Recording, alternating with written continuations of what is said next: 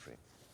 Well, let's talk to Ayo Johnson. He's the director of Viewpoint Africa. Joins us live from our studios in London. Ayo, good to have you back on the programme. Let's talk first about Mandela's funeral. Many people in Qunu have been told, listen, stay away, don't come to the funeral. But that's going to disappoint many people in the community who see Mandela as their own.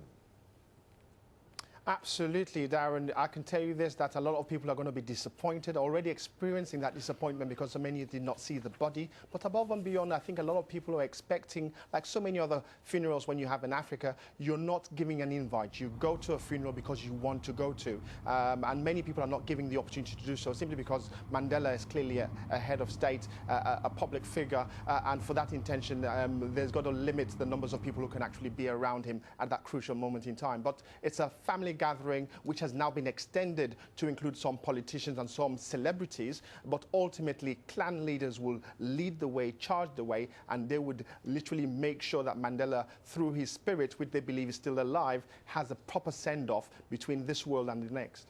Not surprisingly, all the experts are trying to tell us what Mandela's legacy will be. But I mean, let me ask you, is it even possible to completely encapsulate Mandela the man? And what do you think will be the hallmark of the post-Mandela era?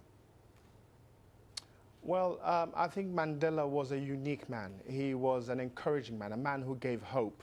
He focused on a lot of reconciliation, especially after he'd spent 27 years in prison. But above and beyond, the fact that he was able to reconcile with those who meant him so much harm. And he understood that South Africa was only going to be prosperous with a combined effort between blacks and whites. And he understood that very well. And he was able to convey that message with many South Africans and the worldwide appeal. So I think he'll be remembered for that.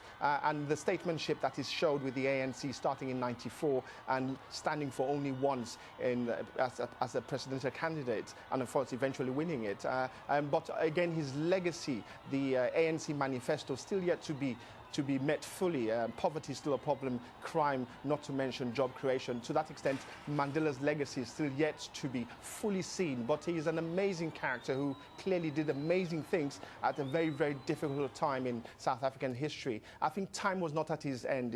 He spent so much time in prison, he spent very little time out of prison, and to that extent, he was not able to deliver a lot of what he thought about, what he wished for, because of a lack of time. Yeah, I mean, many people say his legacy transcends South Africa and that perhaps it serves as a blueprint for social restructuring all over the world. Would you agree with that?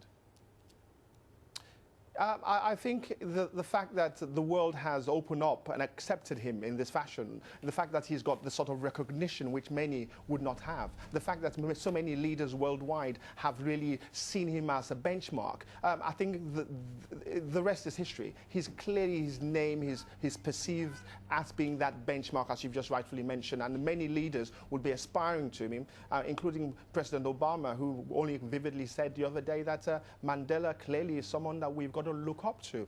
He set the bar, he set the agenda, and many of us are either failing or yet to actually meet those standards. Ayo Johnson, thank you for talking to Aljazeera. Thank you. Now, during his fight against apartheid, Mandela inspired countless others to join the struggle, and he won over many of those who didn't share his views. Mike Hanna met two activists influenced by Mandela during their time in jail on Robben Island. The Soweto uprising in 1976, when youths protesting against use of Afrikaans in schools clashed with police and sparked off a nationwide revolution. Within months, the landscape of South Africa had changed and the process of achieving democracy had moved to another level. At that time, Nelson Mandela had been on Robben Island for well over a decade.